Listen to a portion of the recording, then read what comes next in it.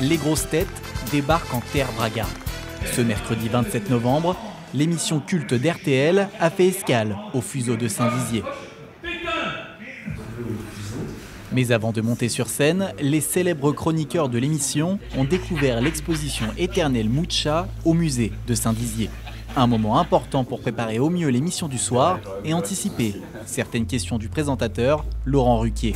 C'est ça qui est génial quand on fait des délocalisations avec des grosses têtes un peu partout en France, c'est qu'on fait des musées, c'est qu'on rencontre des gens, on rencontre toujours dans la découverte et également, vous avez vu, on s'amuse, on rigole, c'est très bon enfant. Après la pause culturelle, direction le plateau des Fuseaux pour toute l'équipe.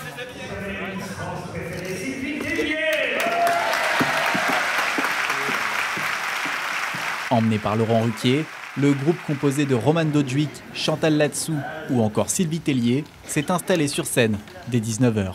Dans une salle pleine à craquer, les bragards ont répondu présents avec une ambiance au rendez-vous. Les chroniqueurs, eux, plus ou moins studieux, se sont fait une tête sur les grandes personnalités de la cité bragarde. Franchement, je dois dire que je ne connaissais pas très bien la ville. Et là, c'est l'occasion effectivement de la connaître mieux. Et surtout, je ne pensais pas qu'on entendait aussi bien les avions quand on arrivait ici. Les chroniqueurs ont mis les bouchées doubles pour réviser l'histoire de la ville et se plonger dans l'actualité bragarde. Et pour ça, chacun sa méthode.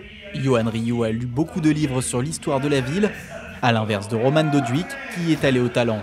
Chantal Latsou, doyenne de l'émission, s'est reposée sur ses lauriers. Quel bragard célèbre est surnommé Langouste? J'ai essayé de réviser, je connaissais déjà quelques infos, mais j'ai appris beaucoup sur cette histoire de métallurgie. Je ne savais pas du tout qu'il y avait une fonderie ici, qui avait réalisé tant d'œuvres qu'on pouvait retrouver à Paris.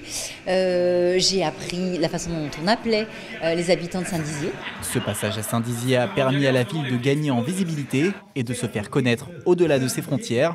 Invités par la municipalité, les chroniqueurs ont eu l'occasion de découvrir les particularités locales et de s'immerger dans l'identité de la cité bragarde.